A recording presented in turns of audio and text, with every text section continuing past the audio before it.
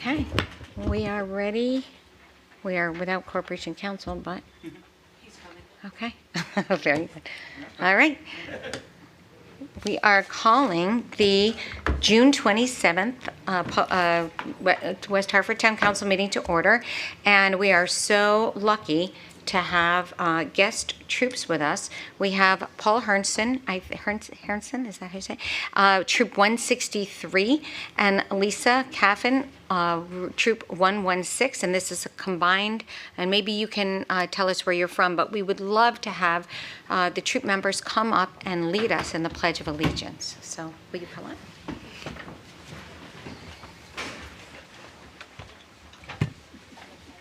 Come on up. I look right in front of, in between the gap. Line the gap now.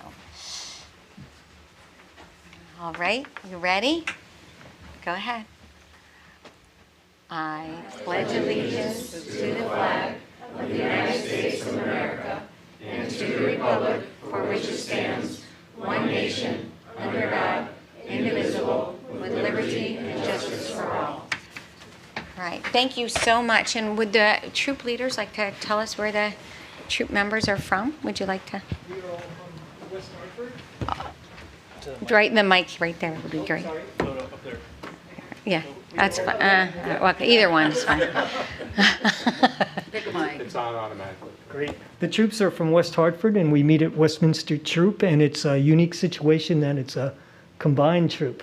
So 163 is administratively men, and 1163 is administratively women. But I think they do pretty much everything together, and it makes for a very special experience. And we're very proud of our scouts. That's awesome. Thank you so much. And they are here for the citizenship and community Merit badge, yes. merit badge, which is really so important. So thank you. Thank you all for doing the work to learn more about community and citizenship. And we thank you for all that you do. And leaders, and we know this is really a labor of love, and we appreciate you very much. So thank you so much. All right. We will go to roll call. Thank you, Madam Mayor. Councilor Blanks. Present. Mayor Cantor. Here. Councilor Cortez. Here. Councilor Fay. Here, and just for the record, I was a scout. I appreciate you guys a lot. Councilor McGinnis. Present. Councilor Poland. Here. Deputy Mayor Sweeney. Here. Councilor Winograd. Here. Councilor Zdanowitz. Here. Thank you, Mr. Davidoff. We will go to public forum. Mr. Dodge, would you like to just let us know?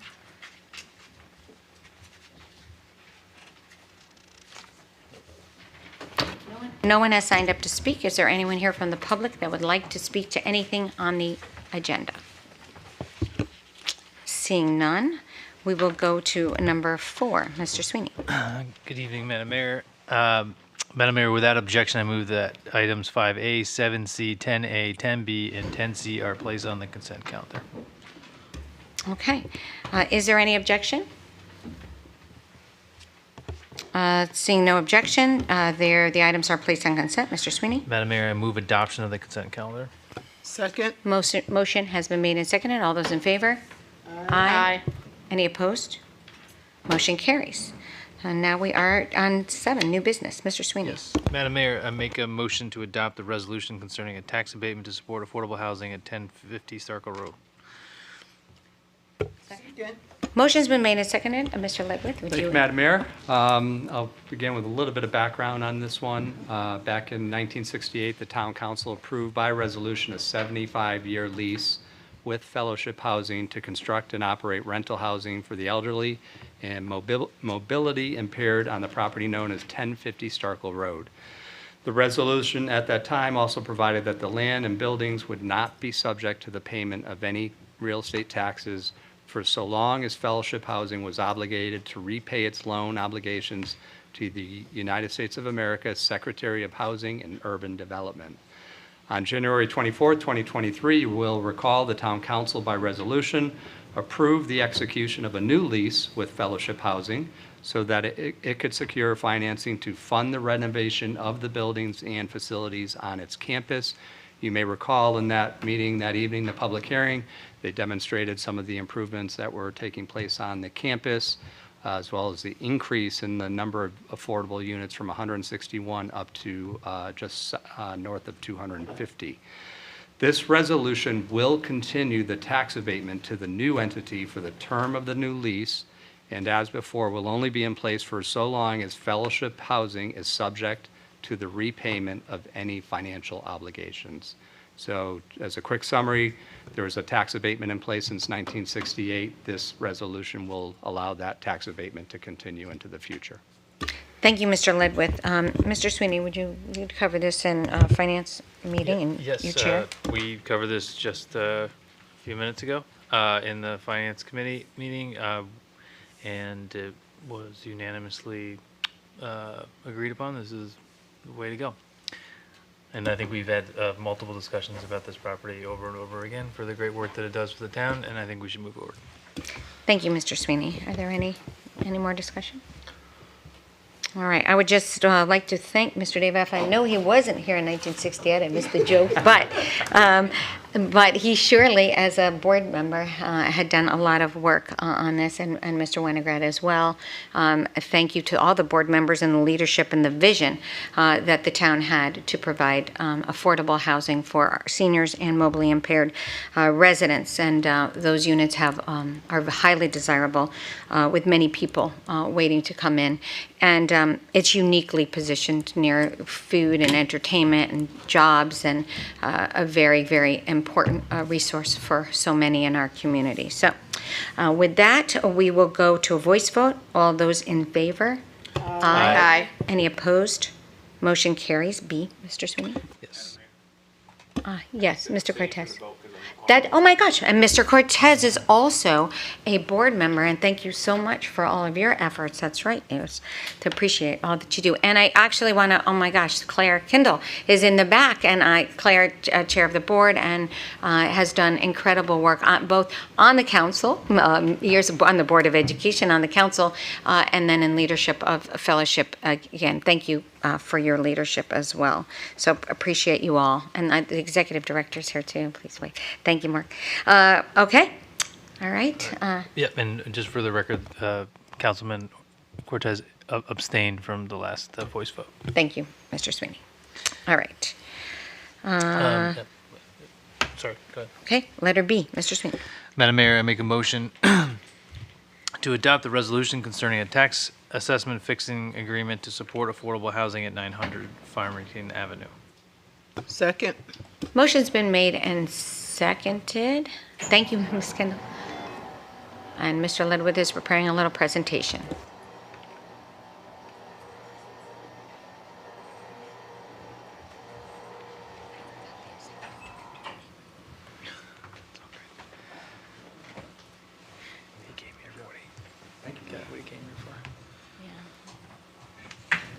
Okay, over to Mr. Ledwith for a small presentation on this. Yes, thank item. you, Madam Mayor. And we are, as you mentioned, discussing the resolution concerning a tax assessment fixing agreement to support affordable housing at 900 Farmington Avenue. By way of background, we've been working with the developer, WH1 Camelot LLC, cooperatively, really dates back to the fall. And the developer is proposing to purchase, well, I'd say former, but it is the current West Hartford Inn. And during that time period early on in the fall, we worked with them to apply for a brownfield grant through the Department of Economic and Community Development. We were eventually awarded a grant in the amount of $980,000 to the cleanup of that site. In addition, the town awarded WH1 Camelot $3 million in ARPA funds from our Affordable Housing Development Program back in January as well. Both of these grants will be finalized as loans. So both the Brownfield grant and the ARPA grant, the $3.9 million, will be repaid sometime over the course of this project to both the town of West Hartford and to the state. The development will be an adaptive reuse of the current West Hartford Inn along with new construction on the site of the shuttered restaurant. So as you're facing the building from Farmington Avenue, you'll recall that the restaurant is on the left-hand portion of the site. The project will now offer 13 units at 30% area median income, 9 1- and 2-bedroom units at 50% AMI, and 22 units at 80% AMI. So half of the units will be at 50% or less, and the other half will be at 80%.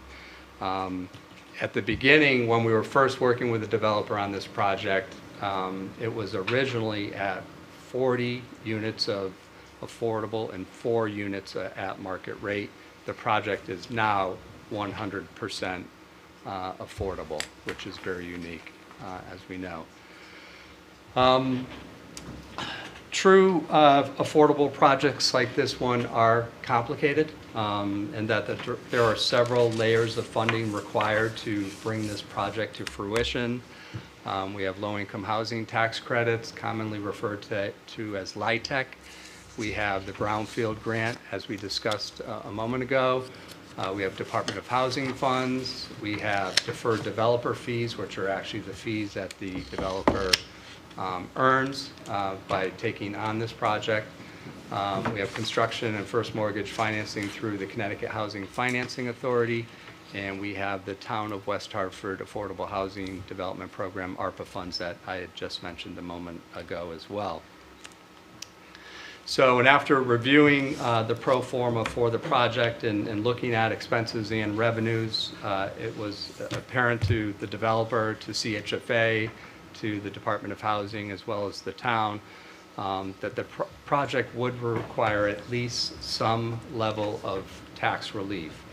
And the reasons are as follows. The project calls, as I said, 100% affordable units, deed restricted for 40 years. And this is based on area median income levels. So rents can only rise if AMI in Hartford County rises. And if AMI does not rise, the rents don't rise. If AMI drops, rents would subsequently drop as well. Operating expenses for affordable housing units are higher than traditional market rate apartments due to the increased oversight, reporting, and auditing requirements required both at the federal level and at the state level. CHFA underwriting requires a maximum 2% escalation of rents and a 3% escalation in expenses, which keeps net operating income growth low or at times negative over the project's lifespan. Due to low net operating income and high development costs, the project cannot be fully financed without the project funding sources identified previously. In order to close the funding gap, the developer has requested some relief from its real estate taxes in the form of a tax assessment fixing agreement. In such an agreement, the property assessment would be established by town council, not by the tax assessor, over a 10-year period. The annual taxes would still be determined by applying the mill rate to the tax assessment.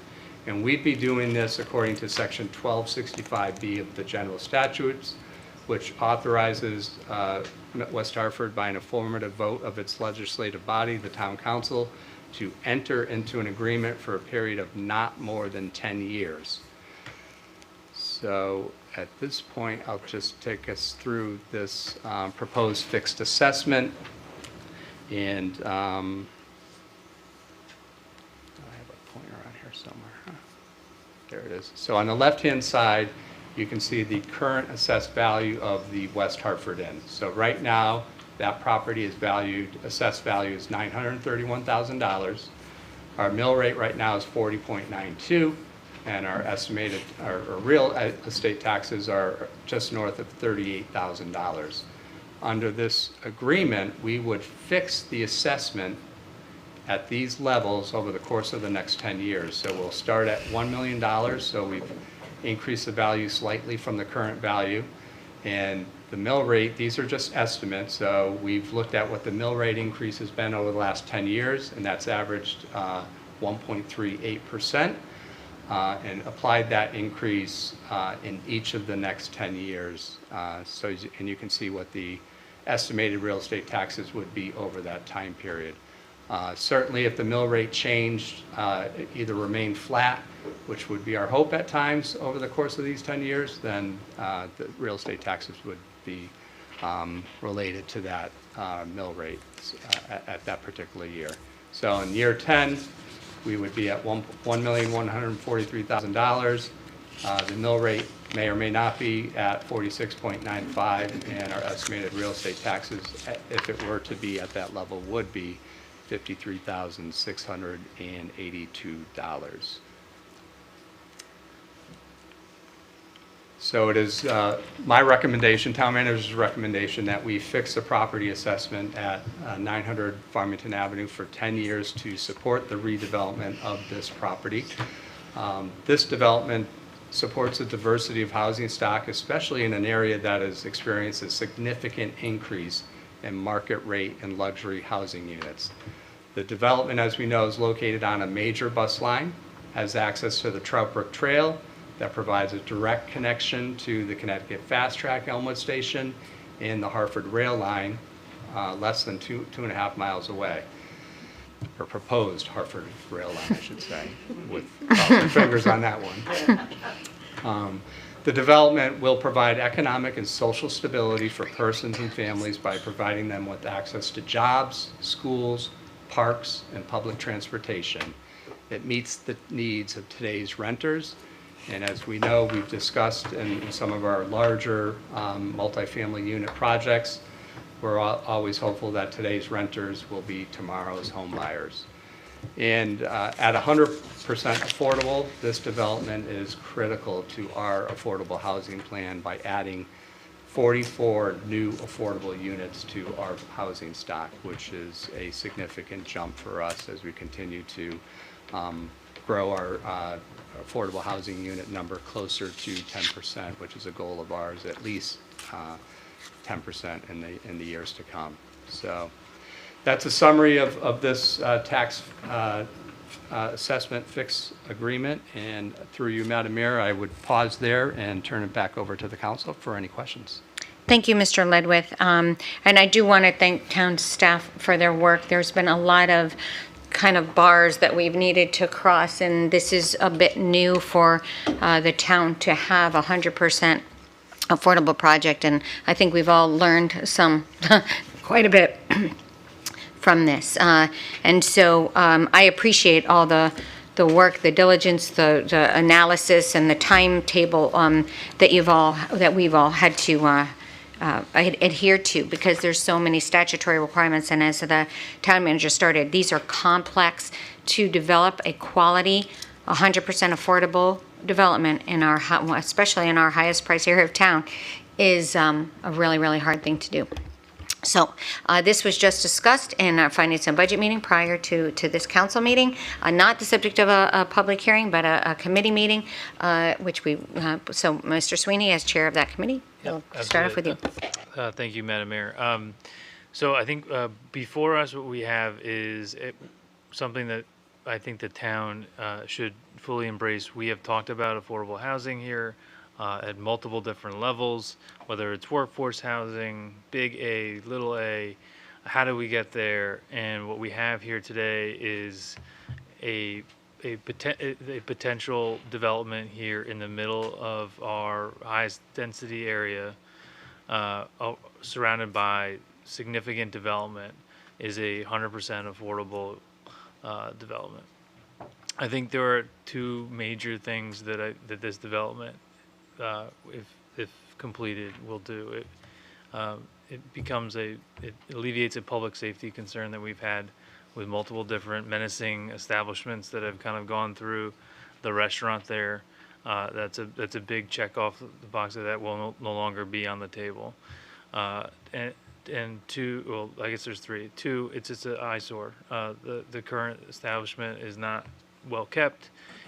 The surrounding community is developing all around it, and it will be a great add to that community to see that developed. I think we've heard numbers around $20 million being put into this property.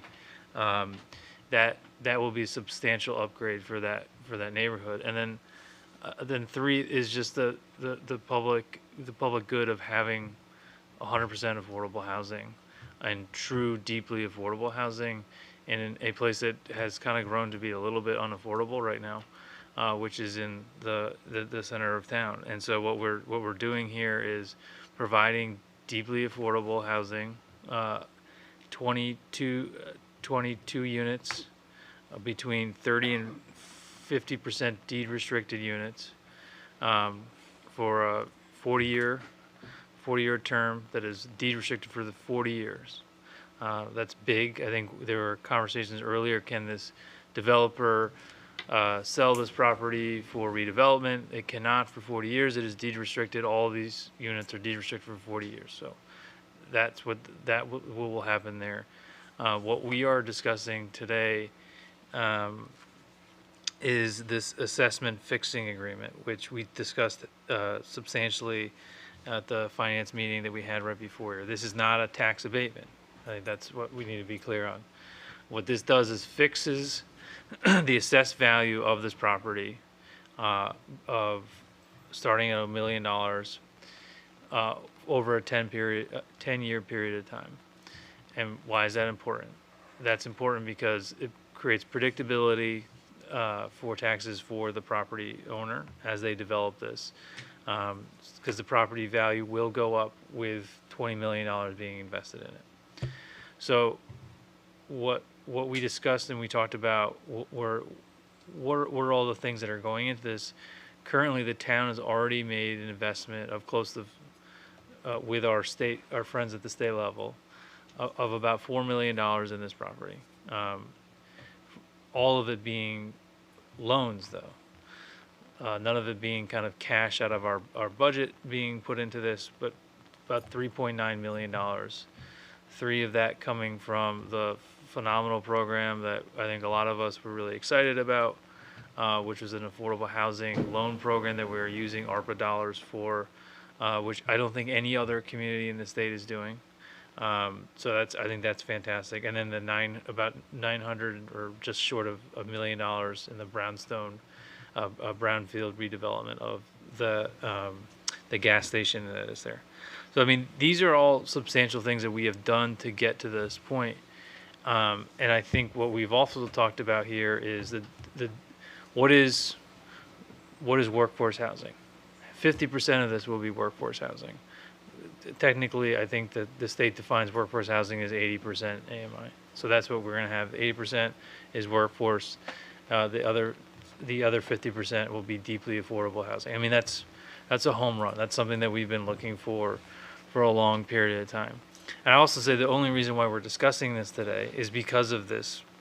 Affordable housing doesn't need to come to the town council unless they're having a special service change, which they usually don't. They have the right, there's lots of state statutes that allow for affordable housing to just go in and development. And what we're having here is actually like a great conversation. I think too much has been around the 830G conversations of where affordable housing just comes in and we won't have any say on it. What we have here today is a real conversation of what's happening in this development. And I think that's a fantastic thing. I will also point the public to a great article that we talked about in the finance meeting. There's a Harvard Business Journal article about this development and these developers. One of the comments that came up in the discussion today, and one of the concerns I had was, are we giving away the farm with this? No. The answer is we are actually going to be collecting more money in taxes than we currently are from the current owner. The current owner has held this property and hasn't done pretty much anything to it. I'm not discouraging their work, but they haven't really done much to this property over the several decades that they've owned this property. And we have constantly been looking for something to happen here. And I gave the analogy earlier, one in the hand is better than 2 in the bush. Like, we have something here right now that is feasible, that we can get done, that we've been wanting to do. I think the mayor and I talked a lot about this because I had significant concerns about giving too much away to developers. I think that we have a lot of difficulty in understanding how a development comes about. The financing of this is pretty substantial and difficult. But I think what we have here is a really good deal on behalf of the town, in the sense that we are not making a substantial cash investment by this community in this development. We are collecting more in taxes than we currently are. We are getting a public safety upgrade by not having those menacing restaurants and clubs in that facility. And we are having an upgrade to the visual of that location, and we are providing deeply affordable housing in one of the most dense and trafficked areas in the state. Well, I guess you could say the state, and in the community, and it's also on a major transit line.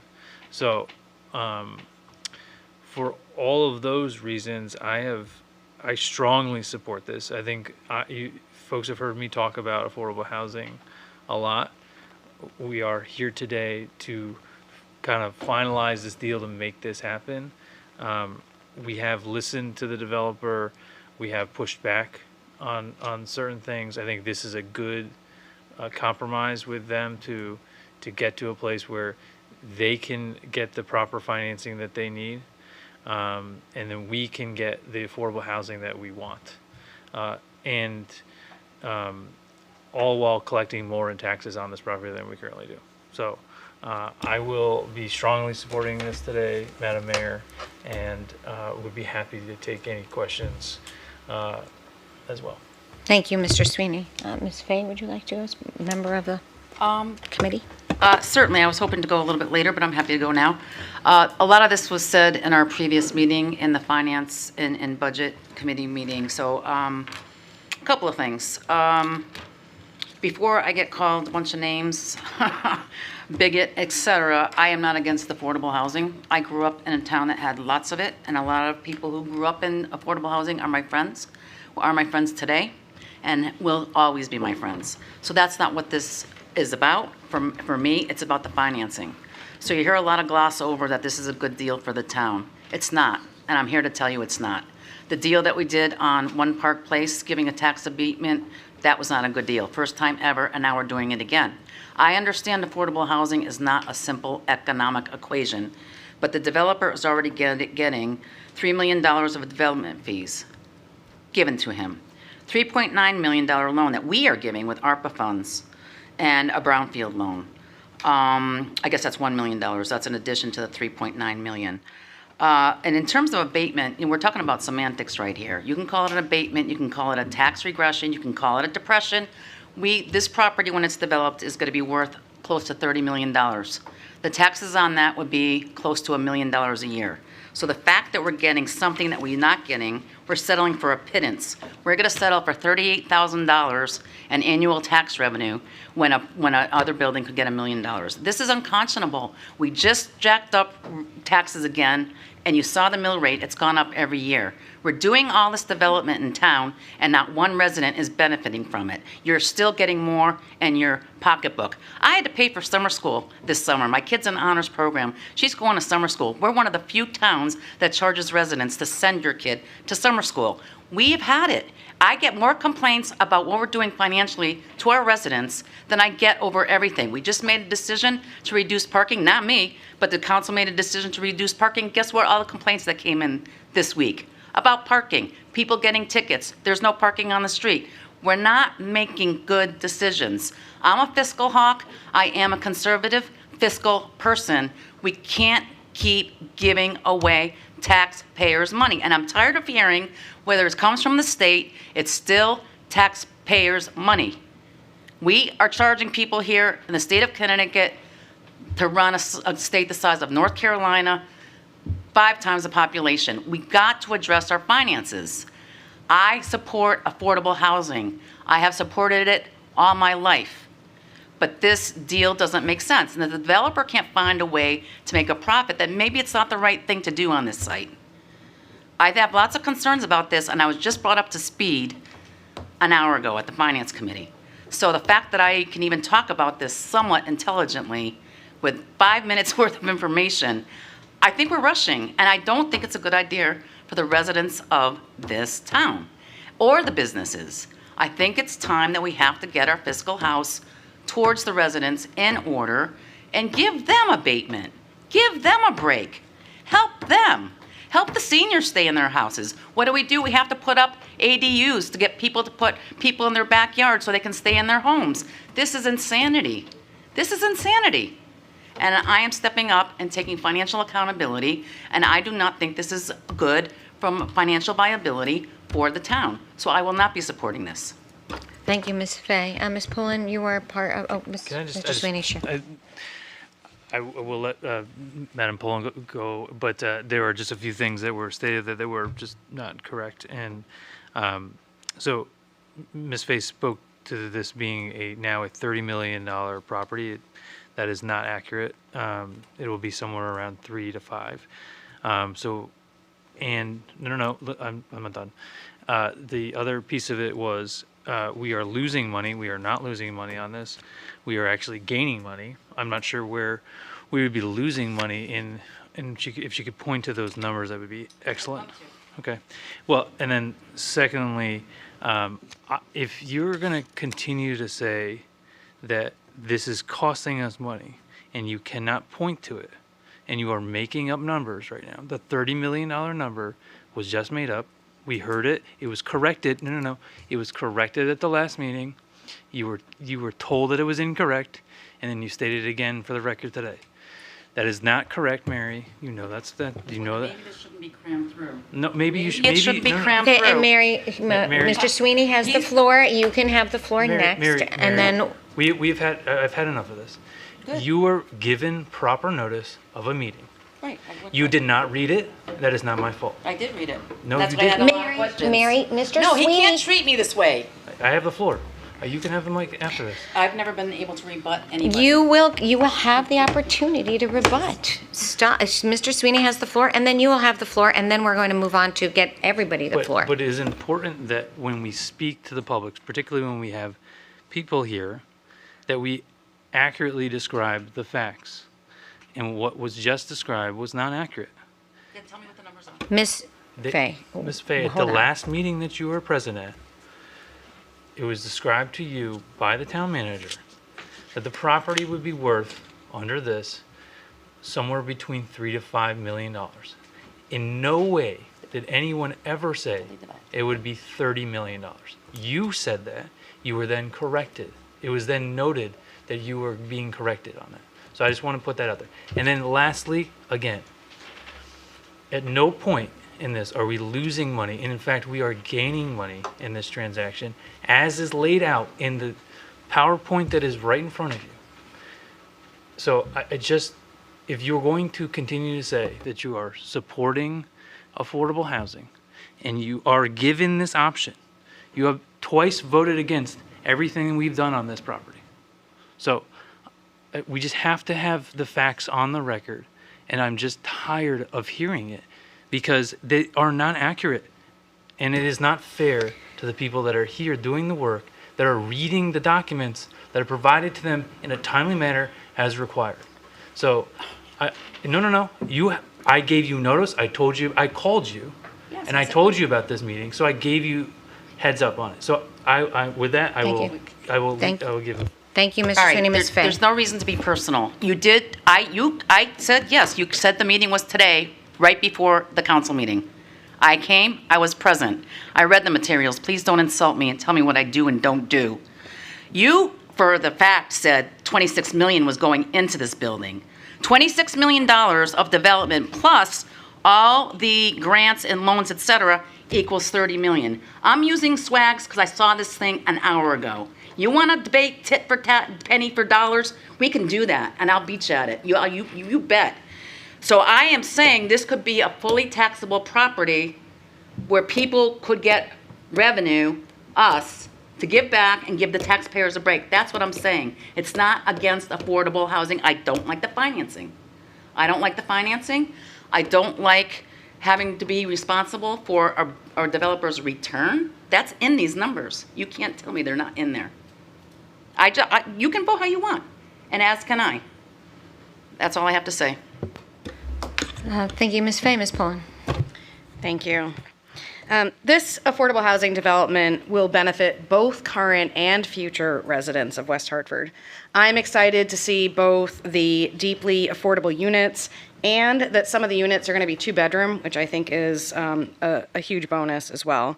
The development does rely on sets of funding from both the town and the state that are braided together and stacked on top of each other in order to make it work.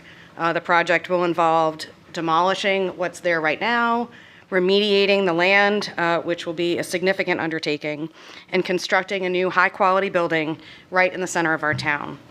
The assessment fixing agreement that's before us is a key component to ensuring and safeguarding all of the financing that makes this project work. It sets up a 10-year plan to remove some of the uncertainties for the developer. I think this is a creative solution that is not an abatement, but instead will allow us to continue to receive property taxes on this land and at a higher rate than we're currently receiving the property taxes on this land, moving forward for a minimum of 10 years. It's a development that I know we are all proud of, to be able to create this opportunity for individuals and families who might not otherwise have a chance to live in West Hartford. And all that entails accessing our schools, our senior centers, our parks, and all of the great services that we are able to provide the residents of our town. We'll be able to extend those services to more people who would not otherwise have those opportunities. An affordable housing development is sort of a unicorn. It takes a different kind of financing model, it takes some creativity, and it takes a commitment on behalf of policymakers in the town, neighbors, and the community in order to make sure that the project comes into being. And I am really grateful to town staff and leadership, including our mayor, for helping to work through some of the challenges that have arisen when trying to make this project get off the ground. I enthusiastically support this proposal, and I ask my colleagues around the table to as well. Thanks, Ms. Polonzo. The 3 members that spoke are on the Finance Committee that this was discussed at prior. Are there other members of the council that would like to comment on this item? Ms. Blanks. Oh, Ms. Blanks. Thank you, Madam. Thank you, Madam Mayor. You know, we've been talking about affordable housing for quite some time, and every time we have the opportunity, we all talk about what really is affordable. And I just want to say that I was humbled and honored to be part of the press conference that was held with the Lieutenant Governor and others in front of this particular project that we're discussing now. And I only say that because I don't want to repeat everything that was said, but it's truly a collaborative effort when the town can collaborate with the state and that we can utilize all of our professional staff and the work that they put into to making this be a reality.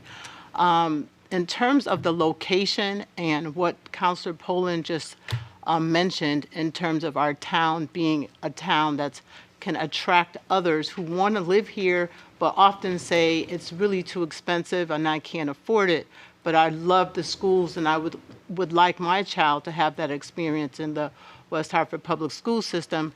And by providing this type of project that we are all about to vote on, provides that experience. And not only does it do that, but once it's complete, then it's surrounded by some of the other projects that we have in town, which keeps younger families here when they advance and may want to move over to the other projects or to the other buildings that is available to them. So it's sort of like a stepping stone is what I look at it as.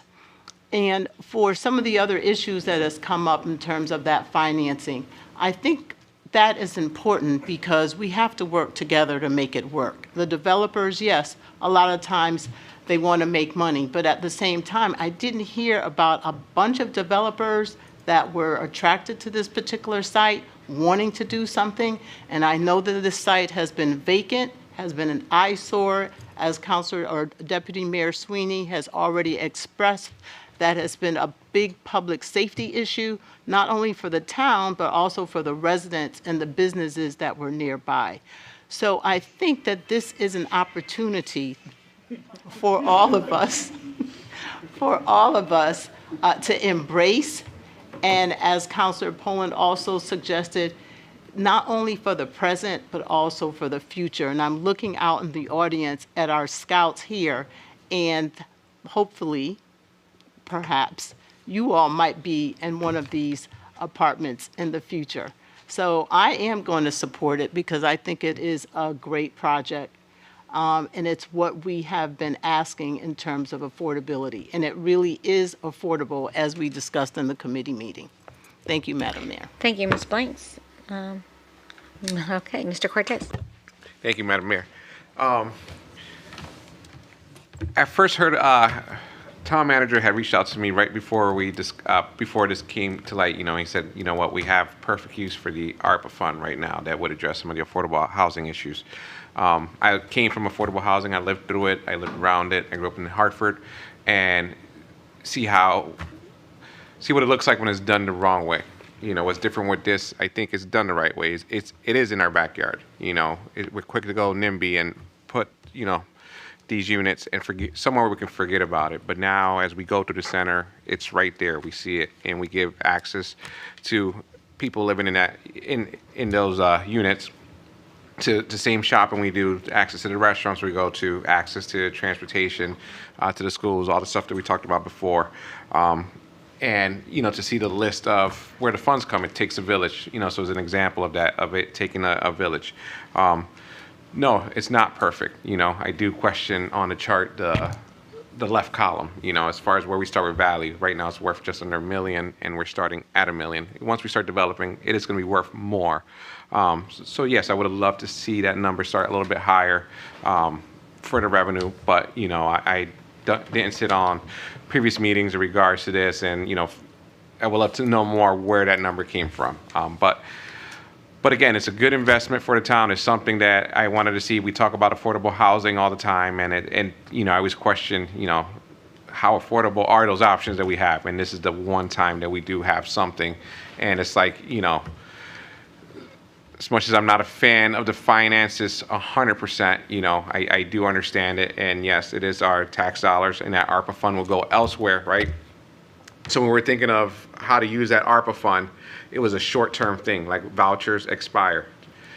This is a 40-year commitment, so we're investing these funds, and we're going to get 40 years commitment to affordable housing in the town, which is huge, because any other solution we talked about before was so short, they would have ran out.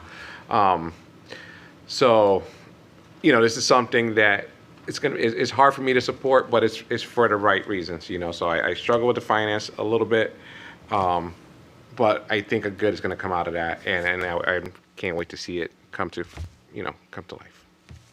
Thank you, Mr. Cortez. Ms. McGinnis. So 100% affordable housing development in the center of West Hartford, it's a game changer. I grew up poor, what I call searching for change in the couch cushion poor, and I wish that my family would have had access to an apartment in a great town like this. The access to public transportation, the ability for residents to walk to work, walk to the grocery store. It's something, living in a town like West Hartford in the center of everything, that's usually something that only the wealthiest of us can afford. I'm going to keep my comments brief because I enthusiastically support this. But with this development, I really feel like we're not only talking the talk, but we're walking the walk. And I think it's going to be a good thing for West Hartford and a good thing for a lot of people coming into West Hartford. Thank you. Thank you, Ms. McGinnis. Mr. Zadanovich. Thank you, Madam Mayor. So more of questions for the record, so that those that are watching now didn't watch previously. And a couple questions. I don't know, Rick, if you want to answer these, but so the resolution doesn't state anything about the AMI that we're voting on today, that resolution, and that's fine. It says written into agreement.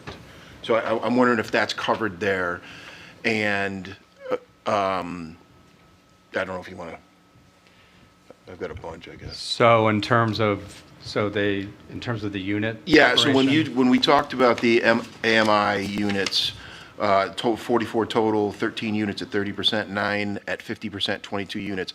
It's not in the resolution outlining that, the fixed assessment is, but that's not as well. And how do we, if it's not in the resolution, how do we enforce that? And that, I guess it's more of a procedural question, and how do we enforce that AMI? So if he doesn't, this particular, he or she does not follow those AMI unit rules that we have, the description here, how do we enforce that?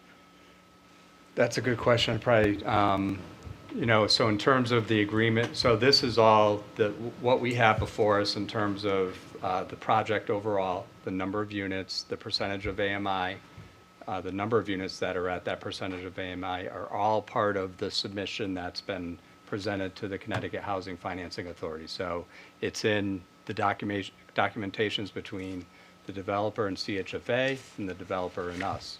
It's not written into the resolution per se, but it is in all of the agreements that are between all three parties. And I kind of see that in a resolution where it talks about a written agreement, so that I'm just fine with that, just kind of for the record as well. And then the proposed fixed asset, you spoke about it in the previous meeting, just again for the record, if you can, how that number came to fruition, because it's not coming from the town assessor, it's coming from the town council, and all the numbers that went into it. And then if you could also say, I think you mentioned it earlier in the meeting too, what's year 11 going to look like, year 12, 15 with, say, a different town council and how they handle it? Good questions through you, Madam Mayor. So we have essentially, and to your point, the town council is now setting the assessed value of this project, of this development. So the town assessor won't look at the value of the property and apply that value to the mill rate. The council, through this agreement, is setting the assessed values at these dollar amounts, starting at $1 million and moving to $1.1 million in year 10. Those were essentially derived from looking at the pro forma for the project, so looking at the expenses and the income.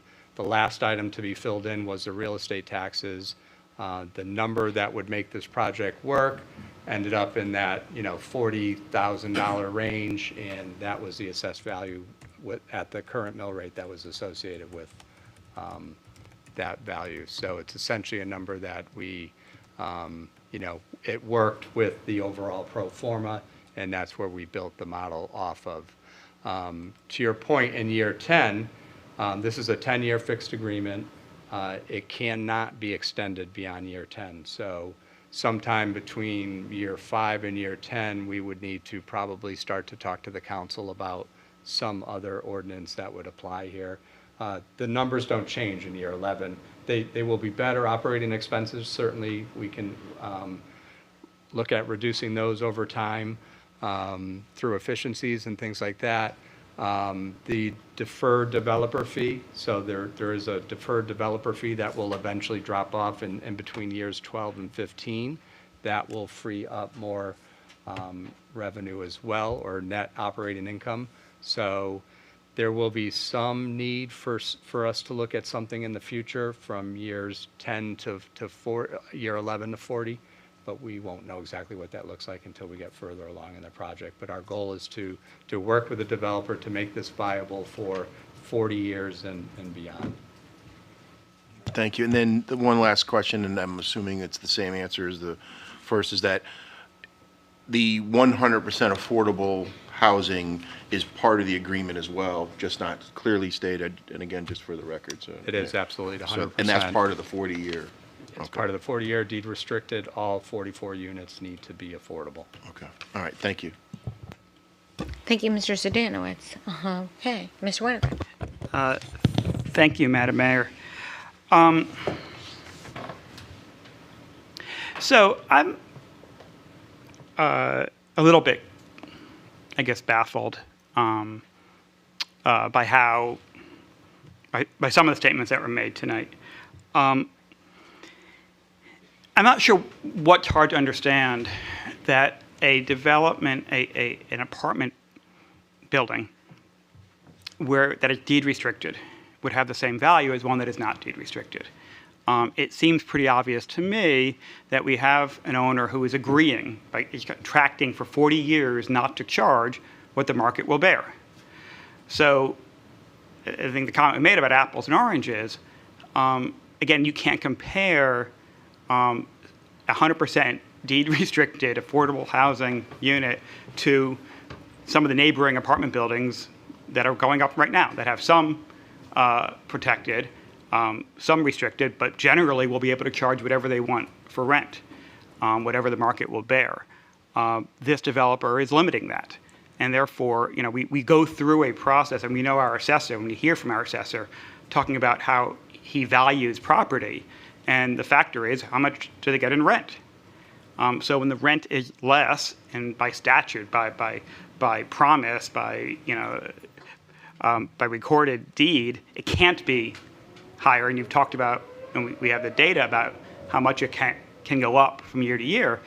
Of course, that's going to impact the value of the entire property, which is why, despite the incredible need for affordable housing, the market doesn't provide that, particularly in a location like this. The market's not going to provide this need. So if you're for affordable housing in this area, then you need to be for a funding mechanism that allows it to be possible. To say that you're in favor of something that is impossible is not to say that you are in favor of it. It is to say that you're opposed to it. And that is a fair reading. And we see around the state, hearing after hearing after hearing, will people show up and say the words that they think you're supposed to say. I'm all for affordable housing, but this project is wrong. This one's too big, or this one will do traffic, or this one doesn't fit the character of the town. All these different things that we are seeing around the state that end up resulting in an incredible shortage of affordable housing. I'm really proud of this council, of this town, even more so, because this development has not met any opposition, aside from one comment made tonight from a council person and one tweet sent out when it first came out by a political person in town who made a comment about slums. That's been it. We hear about everything. Our emails are filled with complaints about parking these days, about everything else, about whether it's important issues, about parking, bike lanes, safety. I haven't gotten any complaints about this. And that is so different than every other town like ours in this state. This is a great project for all the reasons stated already. But it shouldn't escape anybody's attention that everywhere else, this would be a really big controversy. We're seeing this everywhere. And, these towns that are panicked at any thought of something like this. And here in West Hartford, we recognize the value of it. And here in West Hartford, we are proud to bring this in. And again, this is consensus. It's amazing what we get arguments about. It isn't. And what we recognize here is that this is our strength. This is our competitive advantage over those other towns who are stuck opposing everything. And I'd really challenge them. Look how good we're doing, how successful we are, how vibrant we are, in part because we're a town that is growing and that it understands the value of a mix of housing options. This is a great step. We've been doing what we can. Obviously, the fact that fellowship housing as well, the plans on New Park. Alberta, you're nodding, and you've been at us constantly on this. And every project they have, how about more affordable? And you're absolutely right. We need it. And I am just kind of overwhelmed at how this town has embraced this plan. I kind of suspected it would happen when we first came up because we all hate the eyesore that's there now, and so that helped. But I think, and it works well with people complaining about all the luxury coming up in that neighborhood.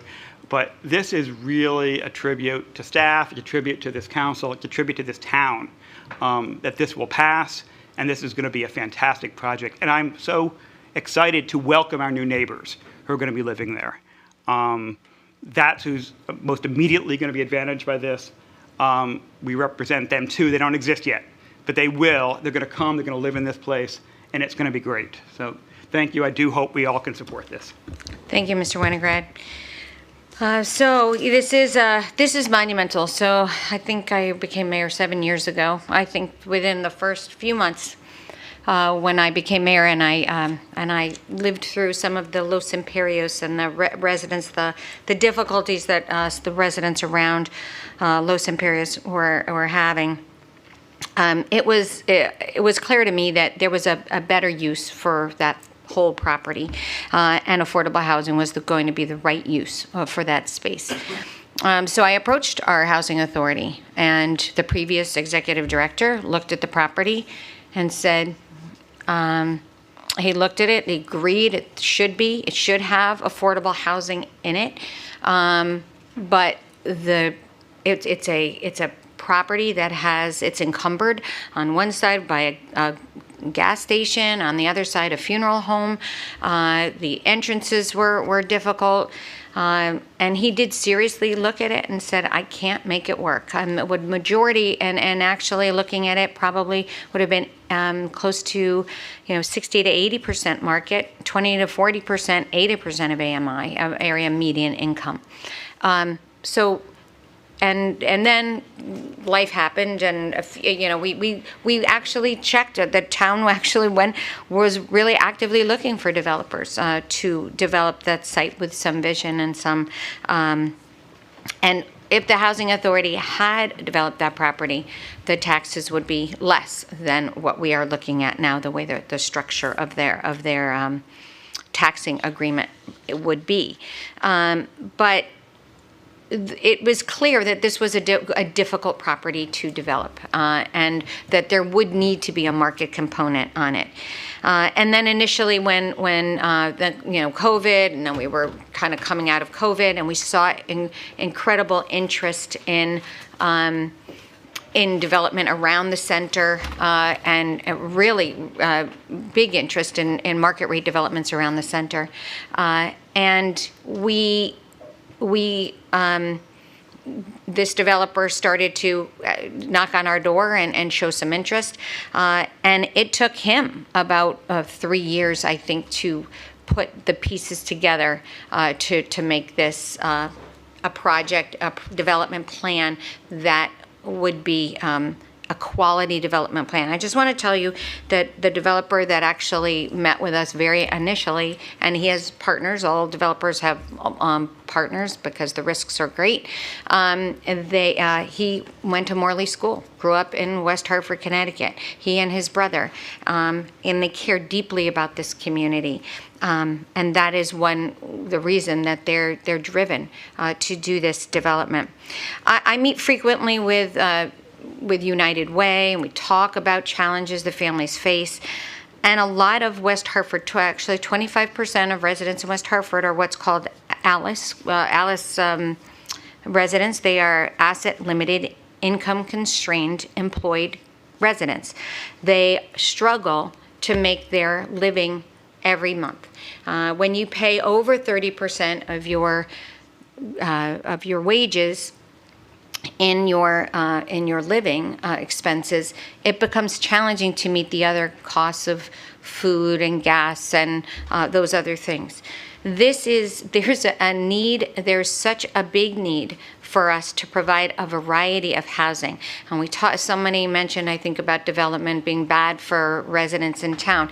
The only way that obviously we need to keep our expenses in check, and we need to control those. And as we talked previously to the town manager, the mill rate would go up about 1.3% on average. We have been well below consumer price index increases on our budgets every year. But the only way to offset that consumer price index, the inflation that hits everybody, is for us to grow our revenue, and that is by smart and well thought out strategic development, which we hadn't seen much since Blueback Square. And then now we in the past 20 years, we now have quite a few developments that are very interested, developers that are very interested in being in West Hartford. Again, largely market rate developments. This hotel was built in 1965, and what this plan will do is create a neighborhood affordability and not create segregation. And that is where affordable housing is most successful, when there's integration and community and a real sense of community with whatever people make within that greater community.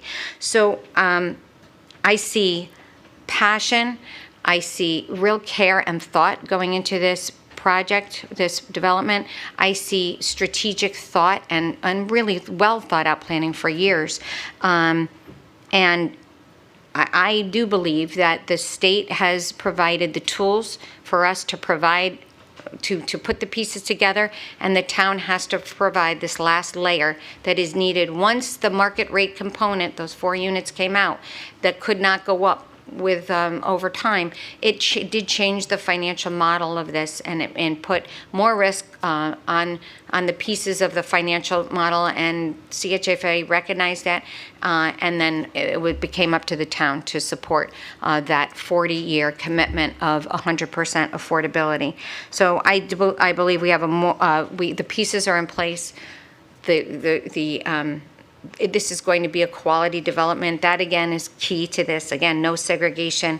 And this, I feel like we do have a moral obligation in this particular situation where we have all the pieces coming together, everybody stepping in, and as Mr. Winograd said, by much of our community not actually knocking on our door saying, why are you doing this, is showing to us, and in many passing conversations, people have been very, very supportive of this development, and I'm really excited that we're in this place, and it sounds like this will be approved. So we will now go to a roll call vote. Mr. Davidoff. Thank you, Madam Mayor. Councilor Blanks. Yes. Mayor Cantor. Yes. Councilor Cortez. Yes. Councilor Fay. No. Councilor McGinnis. Yes. Councilor Poland. Yes. Deputy Mayor Sweeney. Yes. Councilor Winograd. Yes. Councilor Zdanowitz. Yes. Motion carries 8-1. Thank you, Mr. Davidoff. Letter D. Mr. Sweeney. Thank you, Madam Mayor. Madam Mayor, I make a motion to adopt the resolution appropriating funds to replace the irrigation pump station at the Rockledge Golf Club. Second. Motion's been made and seconded. Good night, everybody. You did see a little citizenship and interesting community. Okay, take care. Thank you. All right. Mr. Lipp. Thank you, Madam Mayor. We've talked a little bit about this in previous meetings, but our pump house at the Rockledge Golf Course was installed in 1983. So it is 40 years old, and has been failing. We've been essentially band-aiding it almost on a daily basis to start up the irrigation system that gives life to our golf course. So, but we're at a point now where it is literally days, if maybe another week or two, that we can get out of this thing. So we are in dire need of replacing this pump. We would utilize the Rockledge Reserve Fund. As the council knows, we set up a certain percentage of our golf cart fees that feed into the reserve fund to use for capital projects. We would utilize those funds to pay for the pump. And I mentioned in our Finance and Administration Committee meeting this evening that we may be getting some good news from the state involving a grant that would fund this. So we would refund the reserve fund, Rockledge Reserve Fund, if that were to happen in the coming days. So through you, Madam Mayor, I'll pause there and stop for any questions that you may have. Thank you, Mr. Ledwith. This was also, Mr. Sweeney, discussed in finance, if you want to have any comments. We discussed this earlier at the finance meeting. This has been an issue with Rockledge, is trying to make sure that their irrigation works. If you do not properly irrigate the golf course, you will lose it. And making sure that the water is at the right level there is a very important thing. This is a timely investment and needed investment so that we can continue to keep the course open. Strongly recommend. Thank you, Mr. Sweeney. And we do believe that we will have some state support on this particular item. So, right? We think so. Hopefully good news soon. All right. Any other comments? Mr. Zadanos. Quick question, thank you, Madam Mayor. Is, Rick, dire straits, I get it, an old pump. Today, we vote for it, it goes through, how quickly can they get the repairs done? And Through you, Madam Mayor, we will start tomorrow. Yeah, so we will make the appropriation. Peter It's will really appropriate it, important. that's action right there. Put the purchase order in and get it in-house, as quickly as we possibly can right now. Rick's got a seat on. Wear your galoshes. Thank you. All right. Motion's been made, seconded. Any more discussion? All right, all those in favor? Aye. Any opposed? Any abstentions? Okay, all set. D.E., Mr. Sweeney, sorry. Madam Mayor, I make a motion to adopt a resolution appropriating funds for a building inspector within the Department of Community Development. Second. Motion's been made and seconded. Mr. Ledwith. Thank you, Madam Mayor. We have talked about the challenges that we have been facing in our building inspection department for almost years now. So since COVID hit back in 2020, we have seen an incredible uptick in construction, reconstruction, renovation, both residentially and commercially, like we've never experienced in our history, and it just has not seemed to slow down. The council graciously supported an additional building inspector earlier this year. Our backlog time at that point was 6 weeks. We have now reduced that down to 2 weeks, which is much, much better. We still need to improve on that number. The challenge that we're now facing as some of these larger construction projects are coming on, as getting ready to open, like the One Park development, they are going to require a significant amount of manpower from an inspection standpoint over the next 6 weeks, for example. We met with the development team at One Park, and we need to perform over 1,000 inspections over the next 6 weeks in order for them to meet their timeline to open. So this additional position will allow us to convert a part-timer to full-time and allow us to continue to meet the needs of our residential inspections. So we won't see a drop-off as we move staff over to One Park. And again, when we go, we're going through the 950 Trout Brook construction project, and then the byline on Farmington Avenue, and eventually Arapahoe and LaSalle. It will be taking up a tremendous amount of time from our building inspection department. So this will help us get that 2-week backlog down at a lower level, continue to meet the needs of our residents and our commercial developers. As we talked about in the Finance Administration Committee meeting, we are expecting a retirement in the building department in about 12 months. And when that happens, we will assess the situation at that time. And if things stabilize from a construction standpoint around town, especially at the residential level, then we would look at not filling that position at that point. But for now, we're in need of this and appreciate your support. Thank you, Mr. Ledwith. And this is something I think a lot of our town council members hear from developers and residents on projects that are delayed. And for businesses, it's lost income every day. So this is something that also does generate income for us. So are there any other comments or questions? All right. With that, we'll go to voice vote. All those in favor? Aye. Any opposed? Motion carries. F, Mr. Sweeney. Madam Mayor, make a motion to table the reappointment of Rick Bush as a member of the Metropolitan District Commission. Second. Motions is made and seconded. This is not debatable. All those in favor? Aye. Any opposed?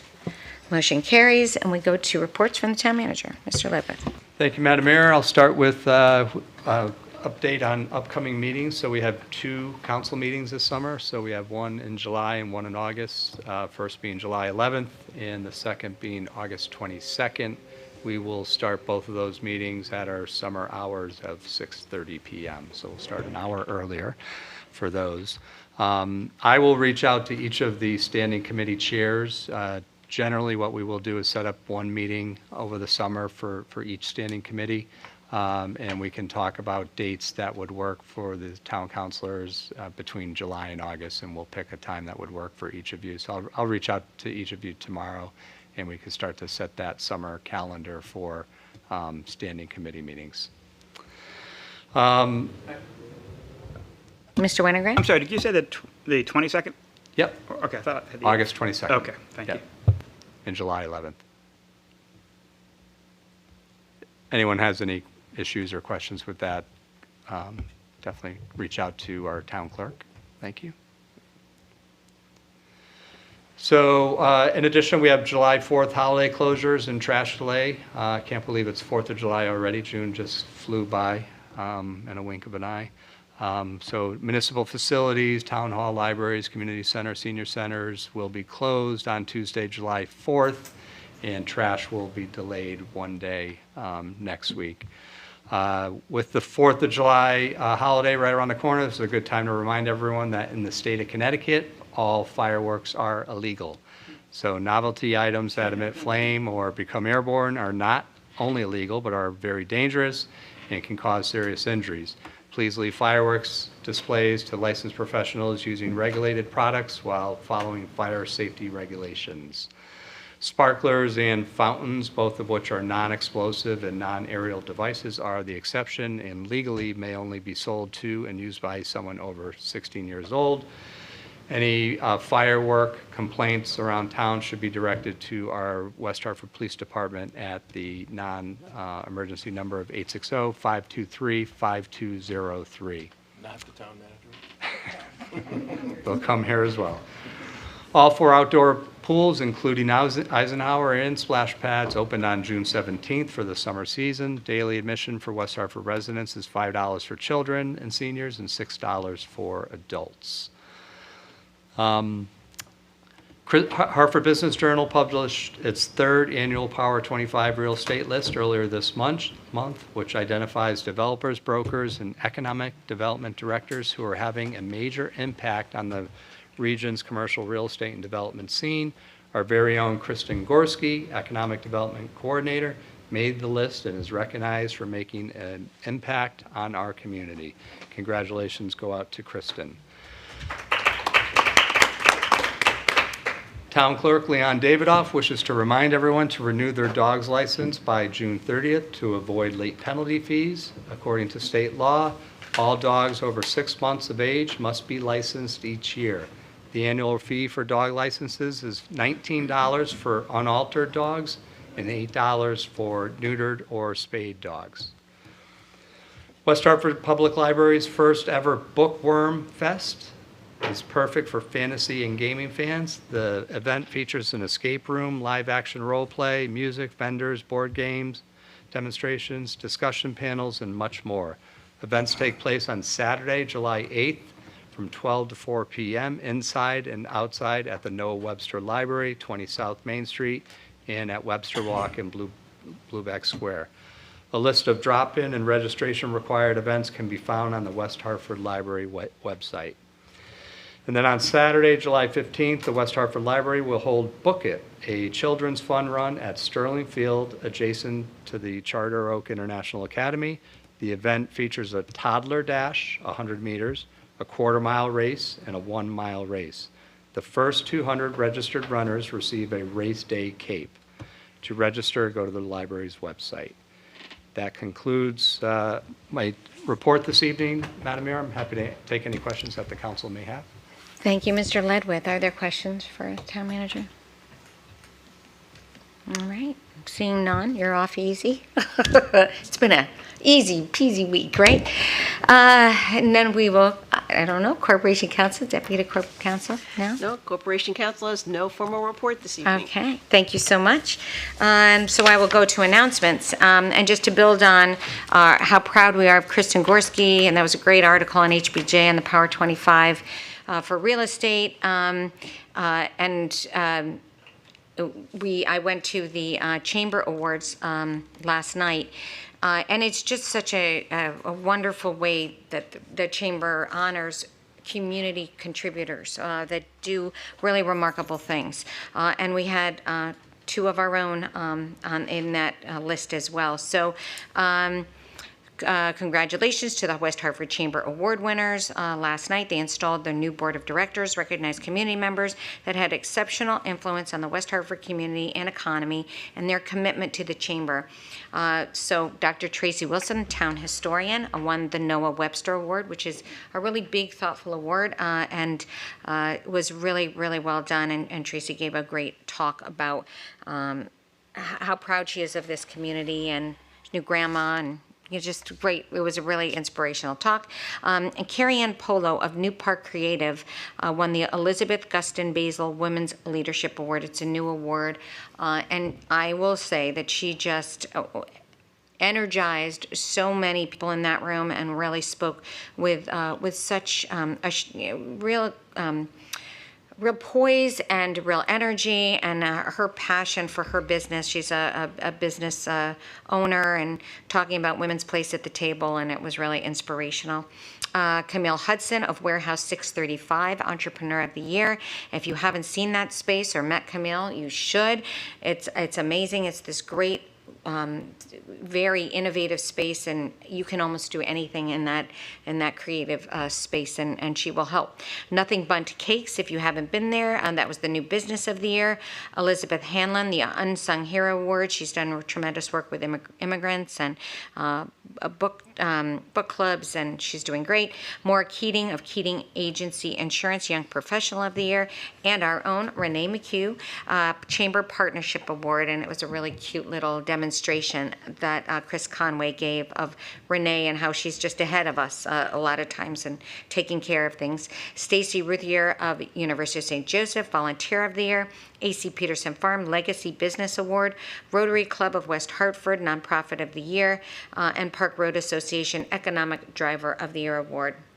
And so congratulations to all of those people. I know you will, if you haven't seen an article yet, and I'm not sure I saw it today, but you will. It will be great. Samrani is always there covering so much of what happens in our community, and it means a lot to each and every member and all the businesses, hundreds of businesses that attend that event. 2023 legislative wrap-up session is June 29th. There will be a presentation here by State Representatives Exum, Farrar, Gibson, Gilchrist, Sanchez, and Slapp. They will highlight laws passed that will affect West Hartford residents and highlight state funds that will be coming our way. Constituents will have an opportunity to ask questions, and that is June 29th right here at Town Hall. Art Barrier, July 1st. West Hartford Art League has commissioned 12 local artists to create one-of-a-kind works of art in the concrete barriers used to enhance and expand outdoor dining in West Hartford Center and Blueback Square. And this has been on delay for several weekends because of weather. So the roads will be closed right now as of on July 1st from 6 a.m. to 2 p.m. while the artists are at work on LaSalle and Memorial Road. Okay. And Summer Reading Challenge, West Hartford Public Library is hosting this challenge for adults that runs through August 31st. Participants who read books from the summer reading categories earn a chance to win bi-weekly as well as grand prizes. Participants can also earn additional chances to win by completing activities such as attending a library program or trying a recipe from a library cookbook. Visit the library's website for more information. All books and activities must be submitted by September 7th to qualify for prizes. Are there any other announcements? Mr. Cortez, nothing? Yes, to you, Madam Chair. As for the summer, as I stated last council meeting, West Hartford United Methodist Church, we are hosting a food drive throughout the summer because these are the hardest month when it comes to the food pantry. So, and it supports our very own food pantry in the town hall. So thank you.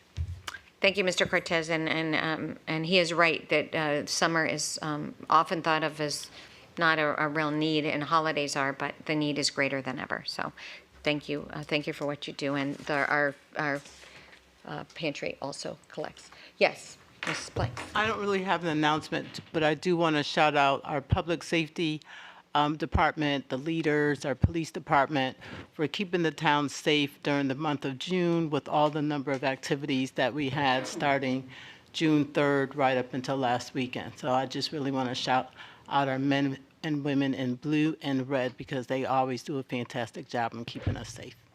Thank you, Ms. Blankson. You are so right. And even a surprise president visit in the middle of everything else that they also had to do. And I will say this morning, they arrived at my mother's house to help her out as she fell and had a dislocated shoulder. So that was really a clear, just it's so important to have such professional and wonderful people that take care of us. All right, anything else? Ms. Boland. Thank you, Madam Mayor. Just to add one more congratulations, and that is to Playhouse on Park. Last night was the Connecticut Critics' Choice Awards, and they won 4 out of the 8 categories. And they won for Best Actor in a Play for Fences, Best Ensemble for Indecent, Best Director of a Play for Indecent, and Best Lighting Design for Indecent. So congratulations to them. Amazing. Thank you for sharing that. It's what a gem. All right, Mr. Zidane. Left out. I never do this.